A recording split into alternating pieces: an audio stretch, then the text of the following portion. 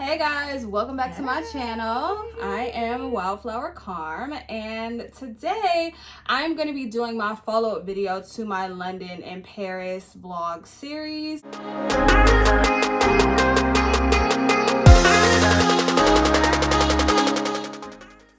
Let me introduce my guest. This is There's Hope. Yes. AKA Natasha Hope. On IG. And you guys should go and follow her for sure. She is a cooking, fashion, Jesus loving guru. All the things. All the things. So yes, she was actually my partner in those vlogs. And so I brought her today so that we can talk to you guys a little bit about what you need to know before going to London and Paris, / maybe even other parts of Europe. Now let me preface this video with saying this. Currently, we are in the thrux of COVID-19, so no one's really traveling right now. But I also feel like this is a good time to get vlogs like this done because I know for me, at times where I'm not traveling, I want to learn about traveling. This is the time where we actually have the research and stuff like that, so we will know what we need to do. And if you see, I have on my Paris t-shirt to pay homage to what we're going to be talking about today. So first, I want to start with London and some things that we learned. If you guys saw the last vlog, we had one more day in Paris and then we ended with one day in London before we flew out to come back to the States. The reason that vlog ended so abruptly, unfortunately, is because my wallet was stolen in the subway. So, traveling tip, when you're on the subway or just in any foreign country, be sure that your purse is closed all the way at all times. And I was usually on top of that for most of the trip, but we were at the end of the trip, we were tired, and I fell off my game, and I definitely got pickpocketed the last moment of our time in London. Literally, y'all, the exact last moment. Like, it was crazy. We were actually, I believe, on our way to a restaurant called J Shiki. Yes. And we were super hyped to try this seafood, and like we were grabbing our train tickets, and all of a sudden she's like, my wallet's gone. So of course I'm like, there's no way. Like, there is no way. But it was so like the Lord that it happened at that moment, because like if it had happened at any other moment in our trip, it would have been so difficult to recover everything. She also did not have her passport. And so I would definitely say that's another thing you want to think about when you're traveling. I never keep my passport where I keep all of my money. No. It might be hard to kind of remember where you've placed everything. But the last thing you want to do is for your wallet to get stolen, because people are going to go for wallets. For the most part, people are going to go for your wallet. Most people want money. They want valuable things or whatever. Most people aren't thinking, oh, I want to pickpocket this person's passport for some reason. I mean, yeah, maybe your information could help like a high level grade thief hack the system and like steal your identity. But let's be honest, most street pickpockets, they want money. They want iPhones, they want Apple Watches, they want your wallets. And so I think a really good thing to remember, like in her case, is to not keep your passport in the same place as your wallet, or even as the same place as your purse. I know when I travel with my mom, she always gets these little money belts that you can literally like strap to your body, and she keeps all of her valuables in there. I personally, when I travel with my passport, I always keep it in whatever is my camera bag, because I know my camera bag is what I'm going to keep on my body, because when I travel, usually my camera is the most expensive thing that I have.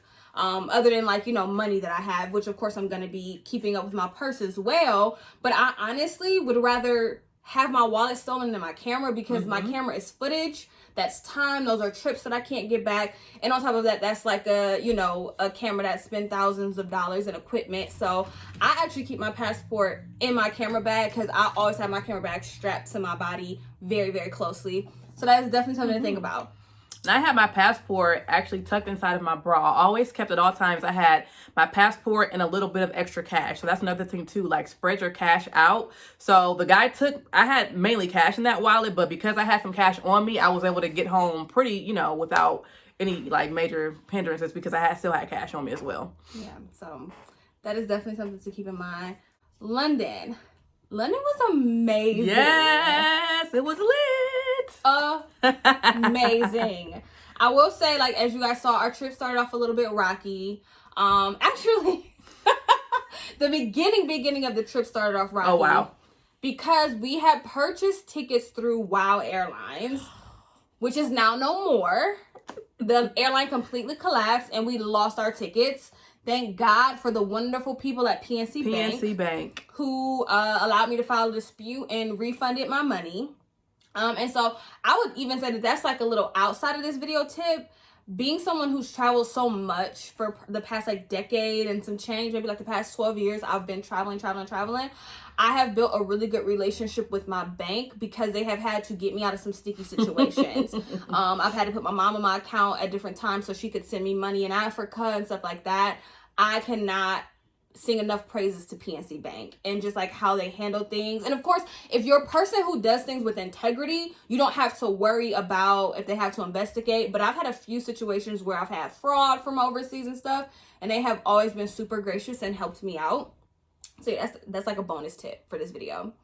But anyways, lost our money, you know, ended up getting it back. We purchased different tickets and we flew out of Raleigh, North Carolina. Which I thought was kind of odd because I was like, Raleigh?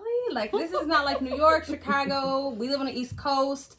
So I was definitely expecting for the cheapest route to be like New York or something. But we started in New York. And then New York took us to Raleigh. And Raleigh was where we flew to London. Which, like I said, I was like, that's very weird. But it was fine. The problem was, though, that our flight got delayed. Like, oh my gosh, a million times, too. It would get like delayed for an hour. Then another hour, then an hour and a half. And I want to say it ended up totaling like 5.5 hours. But you know, when you're traveling, that is a very significant amount of time. That was the difference between us having all of Saturday when we got there or half of Saturday when we got there. And that's a big deal. Thankfully, though, the airline who we flew with, which I can't remember, was it American? I think it was American Airlines. I think it was American. They did end up giving us like 5,000 bonus miles or something afterward. But the trip, it just kind of started off rocky. It was a battle. But once we got to London, it was just amazing. It was great, yeah. Once we settled in and got into it, it was great. Here's the weird thing. You will hear over and over and over again about how London doesn't have good food. How England, period, doesn't have good food. Where? Because did we have a bad meal? I think every meal was a win. I don't think we had a bad meal. Not one bad meal in London at all. Now that might just be because my impeccable food finding skills. And she does have the oil for that. She does. I don't know. But I was like, where is there bad food in London? And honey, you talking about this one is a chef. Okay. And I'm a foodie. Like, we did not have we're a very bad critical. Meal. Very critical. But what we did, these are some of the things that you need to know. Number one, Borough Market is closed on Saturdays. Or no, Sundays. Sundays and Mondays. Sundays and Mondays, Borough Market is closed. You will continue to hear about Borough Market when you start to research going to London. And that's definitely going to be a place that you want to check out. Like, you want to go to Borough Market, and you want to go to Borough Market hungry. And you want to give yourself time for Borough Market because we scratched the tippity top of the surface. Like, it is so much to explore. So give yourself a good half a day to a day to just explore and come hungry, like she said. We actually went twice because the one day that we went, almost everything was closed. But we did find a dope fish and chip spot that was open. And we wanted to try fish and chips anyways. So it ended up working out. But we had to go back when all of the stalls were open. But I think it was like a holiday or something. It was like a bank holiday. They have lots of those. We were into lots of bank holidays in London. It was a bank holiday. And I was like, what is a bank holiday? What is that? It was and our tour guide that day was telling us, like, it's a bank holiday. A lot of things are going to be closed. But, you know, he pointed us in a direction. And so we ended up going to Borough Market. And we got fish and chips the first day. But what we really wanted to go to was bread. Yes, bread ahead. The breaded head adventure. Y'all, let me tell y'all how hype we was for bread ahead. Bread Ahead was at the top of our list. It probably was the number one thing we wanted to do because they have these fabulous pictures of donuts and pastries. Food porn. Online. Like, yes, that's exactly what it is. It is food porn. And we got so obsessed with Bread Ahead. And that was probably the most disappointing thing we ate in London. Unfortunately. And it wasn't bad. Don't get me wrong. But it just like, I feel like when I think of American donuts, and this is probably where it was a fail. American donuts, we kind of specialize in like some cream, some glaze filling, you know, like stuff like that. This was like cream with a side of donut. It was full of cream. We just didn't particularly enjoy them. And the actual donut was very just underwhelming. Like the actual bread of the donut. Yeah. So now, in their defense, I feel like their breads and their other pastries are probably phenomenal, because we didn't get a chance to get into that part. But the donuts were a disappointment. But I'm pretty sure, because they have like a whole cooking school for their other pastries, so I'm pretty sure their other products are probably phenomenal. As well as this Malaysian curry, which I cannot rave enough about. Gosh. I wish I knew the name of the stand. I'll try to insert a clip of it. You guys, now we're going to get some paella and Malaysian curry. And they are both gonna try them, and they're both delicious. There's basically a stand where these guys are cooking and kind of like shouting out like at the customers. Not like anything rude. They're It's just the whole like talking. experience. I love the whole experience of it. There's two big vats, and one has paella, one has a curry, which I believe is a Malaysian curry. Or you can get them both mixed together.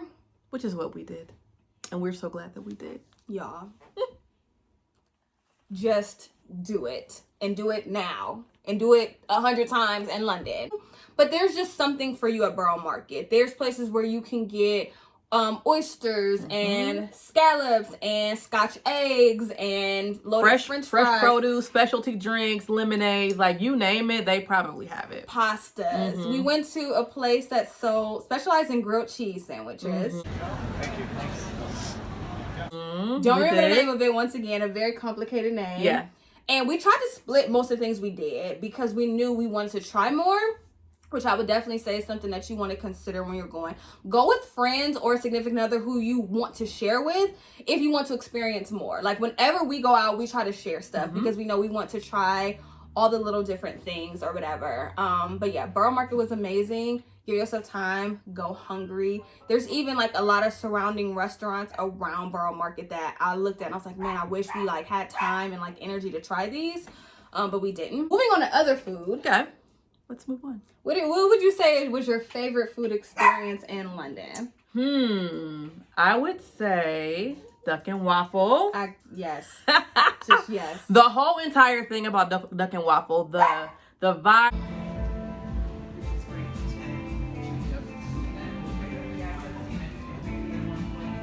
The experience, the building, the food. So you guys, our food just came. I got the caramelized banana waffle. Look how amazing that looks. And then I just got a side of bacon, and I had a cafe latte. And those are the views from breakfast. The service, everything about it was worth it, because then we have to like book it weeks in advance, and we're going to cancel duck and waffle, aren't we? We're going to cancel duck and waffle, people. My dog is barking. I'm sorry. He is just not happy that we are not paying him attention. Huey. Oh, Huey. We love Huey. Okay, so here's what you need to know about duck and waffle. You have to book this in advance. You have to book it in advance. They're open 24 hours a day. So you can go anytime you want to go. Now, I don't know if there's like a limited menu at certain times. The menu actually is not very exhaustive by any means. But what we had was phenomenal. So good.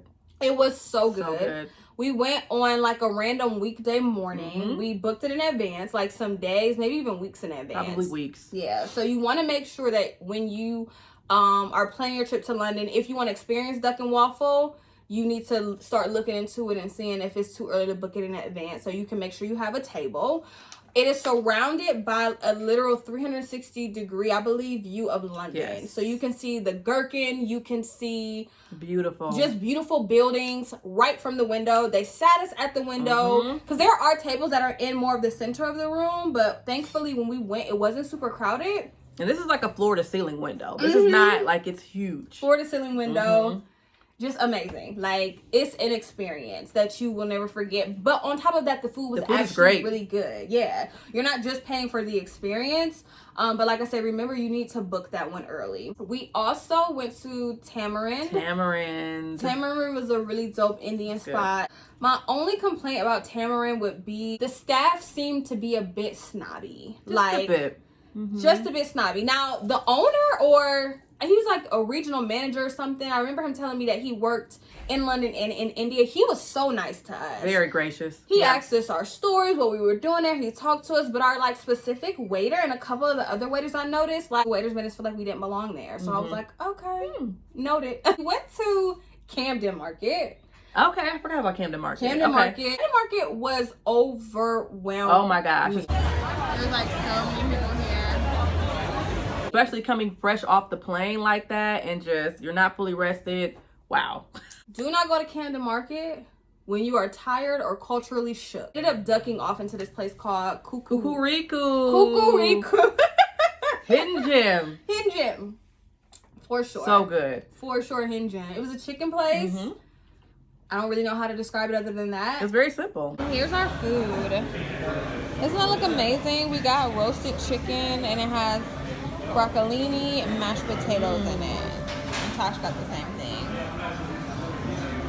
It was like broccoli. It was like broccoli, mashed potatoes, and like some really good, like well-seasoned roasted chicken. But we also did stop at a really famous fry place in London called, I want to say it was Alibaba. To eat, so we picked up these halloumi fries. Those are really special. They had like pomegranate on them and like this sauce. Like they were really different. And you'll see a lot of people try them in videos. I thought they were good. I didn't think they were earth-shattering. Yeah, they weren't.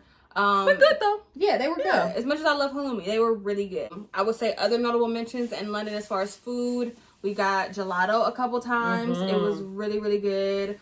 Oh my gosh. What did we forget? Chinatown. Doesn't that look amazing?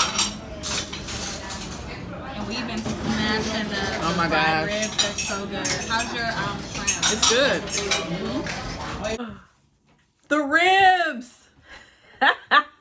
The crispy fried ribs. But one night I was like, let's like on a late night go to Chinatown. Because I love me some Chinatown, y'all. I don't care what city I'm in. If you got to Chinatown, you're going to find your girl there. So we went late one night. We did. And Chinatown in London specifically is amazing. So you guys are walking up to Chinatown and this is the Chinatown gate. Oh yeah. Oh yeah. Oh my gosh. Amazing. We saw like street dancers on the way there. Like it just was a blast.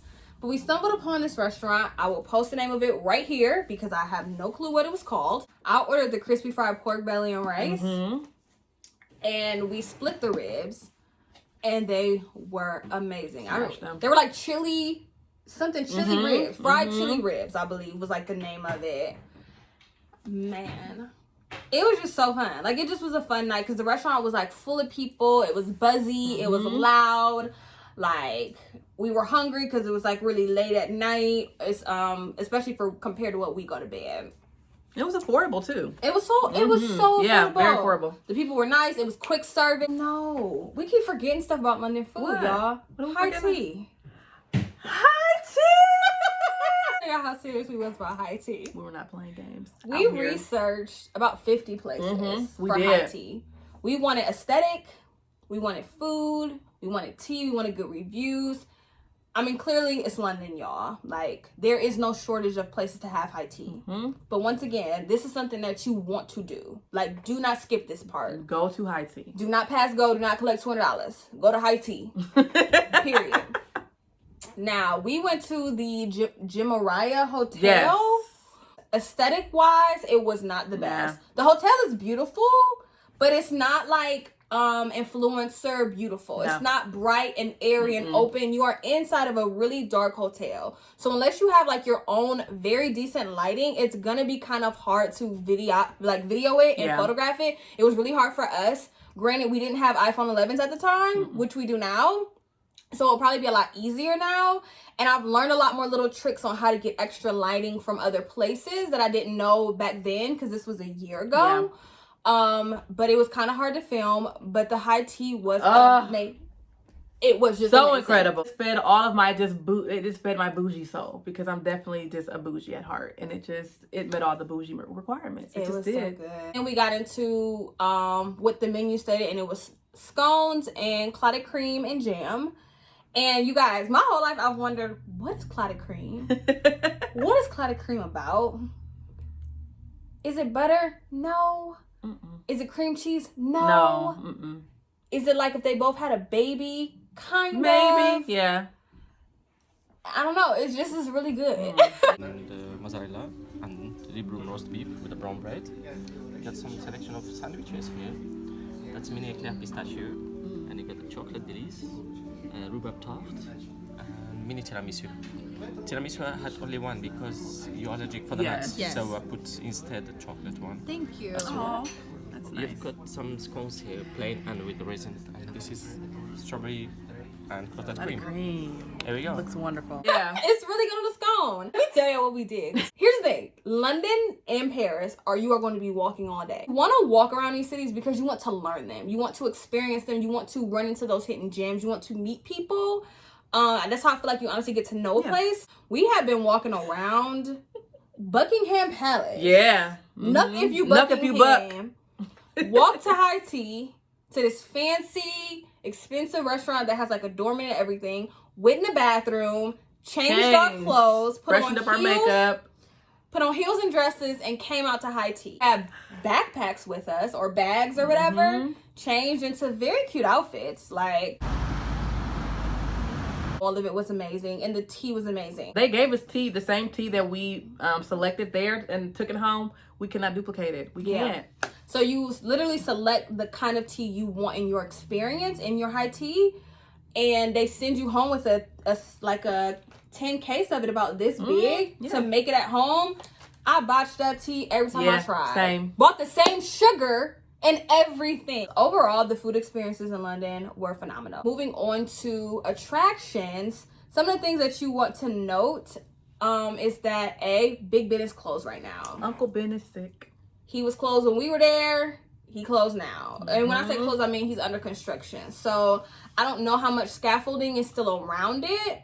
But when we went there, it was mostly scaffolding on the outside of Big Ben. So you can see it. And it's very close to where you'll see like the London Eye, and stuff like that. But Big Ben is under construction. You can still get the photo, but he just gonna look a little different. Definitely say one of the things that people mentioned to me that we didn't get to do was to see the changing of the guard at Buckingham Palace. We did not get to do that, unfortunately. But Buckingham Palace was phenomenal either way. Yeah. Everybody's like running up to this main gate to take a photo, right? Yeah, it was beautiful. Yeah, it was very, very, very beautiful. Definitely go to a mall or 10.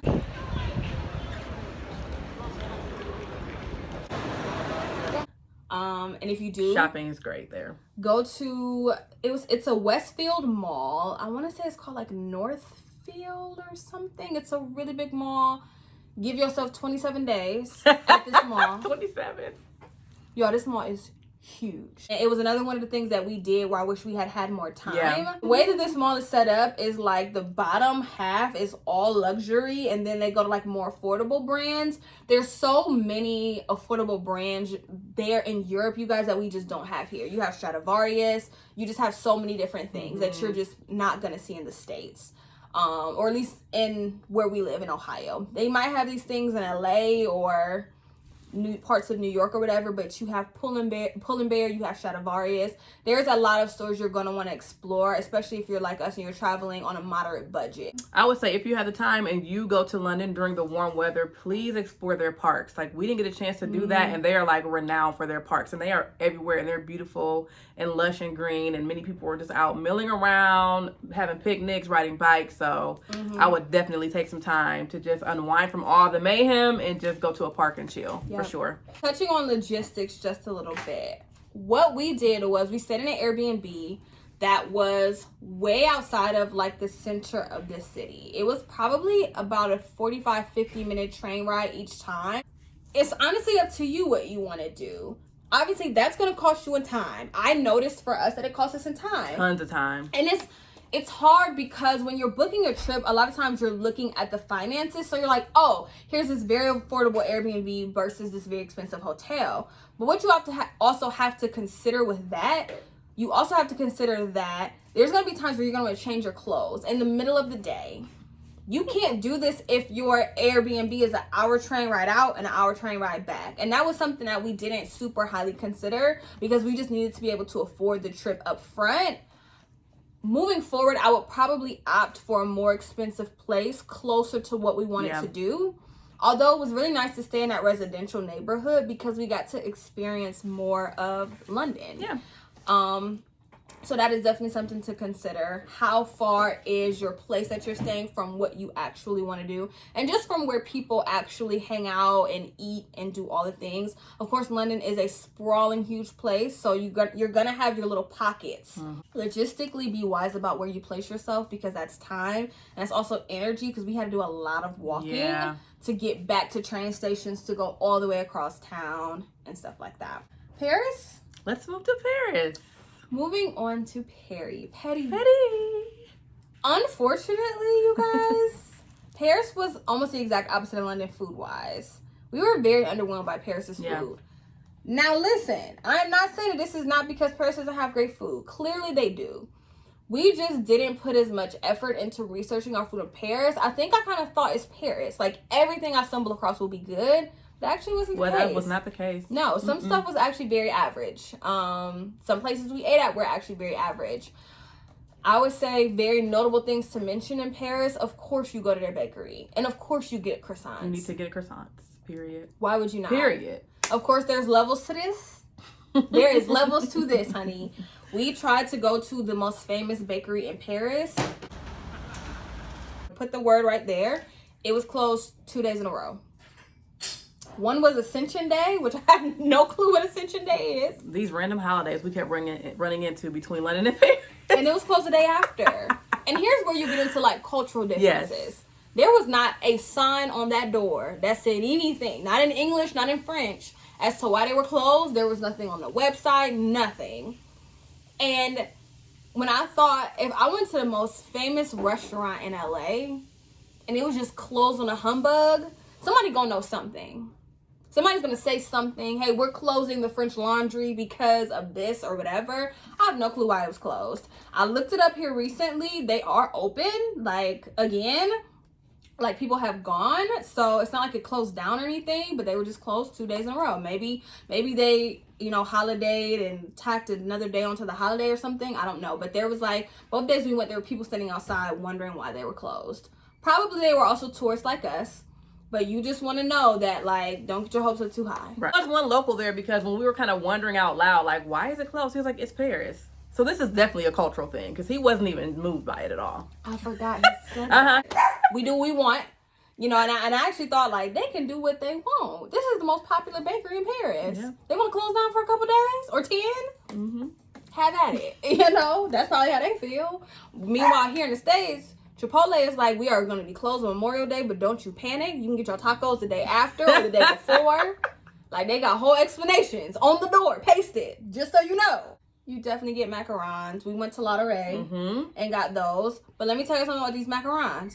Eat them fast. Yes. Eat them fast. Yeah. And in my experience with macarons, I went out and got all these, like, fanciful flavors, like rose water, and I hated them. And once again, I don't have no basic food palette. I just didn't like them. The floralness of it was overwhelming for me. So I should have stuck with like chocolate and orange. Also waited so long to eat them. And I'm pretty sure they give you like this whole speech and I just didn't listen because I had a huge box of them and I wanted to like share them with my coworkers. And they just weren't great after a couple days. Yeah. And they also went through some things, like we put them on a plane and took them back to London and put them on a plane and we took them back to the States and put them on a bus and brought them back to Ohio. But you just want to eat them. Like, I mean, could you bring some home for your family? Sure. I just wouldn't. If you're not going to see your family immediately, I wouldn't recommend it. Because they're very expensive for them to not be tasting that good days later. You should take home to your family would be those caramels. So many interesting flavors, just textures even. Just really, and they package them very beautifully in these little metal tins or whatever. So they make great for like souvenirs for people who want to, want something from there. They had like mango caramels and passion fruit, Madagascar vanilla caramels. Like it's just good. By the time we got to Paris, we were pretty tired. Yeah, we were. It's true. And so a lot of our energy was spent walking around. Like we walked the Champs-Élysées and that was amazing. Beautiful. But it took all day. Like all day. And then we hiked to the top of the Arc de Triomphe. These are all things you want to do. But if I had it to do all over again, I would give myself a day of rest between London and Paris. Like a day where you can just sit down and chill. And that could possibly be a park day where you like grab your stinky French cheeses and your wine and you go sit in the park and stuff like that. Next to the top of the Arc de Triomphe, that was amazing, but we were just exhausted. I would say the Louvre, you're never going to see the whole thing. Nope. Unless you go to live in Paris for a summer and go every day. But of course, you can see your notables. You can see Mona Lisa. You can see Nike Socrates. You can see Venus de Milo. You can see Lady Liberty leading the people. You can see the Sphinx. There's so many iconic things at the Louvre. We didn't get a chance to go to the Musée d'Orsay. I wish we had. We just didn't have the time. So you definitely want to check that out. We went to the Eiffel Tower. We actually saw it a few times. Yeah. See it at night. Oh, yes. See it at night. Take a blanket, lay out, see it at night. I don't even know how else to explain that. We went to dinner somewhere where we knew we could walk to it afterwards. Or maybe we took a short taxi. Did we take a short taxi? I think we took a short taxi. We took a short taxi, went to dinner, took a short taxi to it. We saw it at night on our last night there. So we like barely made it. But we did. We got to see it. I mean, Paris, I wish I could give you like more information on Paris. The only thing I can say is like, obviously Notre Dame is burned down. Well, the whole thing hasn't burnt down, but you know, like the Spiral Tower and all that stuff is burnt down. So we didn't get a chance to see that. You just want to make sure you give yourself enough time to really digest the city. And I know a lot of people like talk about Paris and how like, oh, it's so dirty. It's not what you think. I thought it was beautiful. I didn't get that. We once again stayed in Airbnbs. One thing we forgot to mention that just popped into my head. What's up? In London, Dominique and Zales. You want to have a cronut. It is not overhyped. It is just good. You want to get a cronut. It's just good. Period. We went 3 times? Did we go? I think we go at least twice. Twice. Okay. And we had to book. Okay, we had to book for that doggone cronut. Okay, not for a reservation. We had to book to get the donut. Remember that you have. Well, I don't know if you had to reserve a cronut. We just did because we were so afraid they would sell out. Because they tell you that they could sell out. So we booked cronuts. Like, we literally said we're going to pick them up at this time at this place. And so we showed them our little thing in London. And they gave us our cronuts or whatever. But we actually, too, went to London at a time that was called Belgravia in Bloom. And Belgravia is an area in London where there's like all these shops or whatever, and everybody's flowers are blooming. Oh my it gosh. was beautiful. If you check out my Instagram, you will see pictures of me after high tea in a beautiful white dress with flowers everywhere. Like, it was just amazing. If you can go during Belgravia in Bloom, do it. You want to go during that time. So I think that's all. That's it for this video. Thank you guys for checking out this video. In the next one, we will be going to San Juan, Puerto Rico, where I was traveling with my friend Melissa. I'm sure you guys will see much more of Tasha on this channel because we like to travel and we like to travel together, especially once COVID-19 is over. I hope you guys are all staying safe. Like, comment, and subscribe if you can, and I'll see you guys in the next video. Bye. Guys.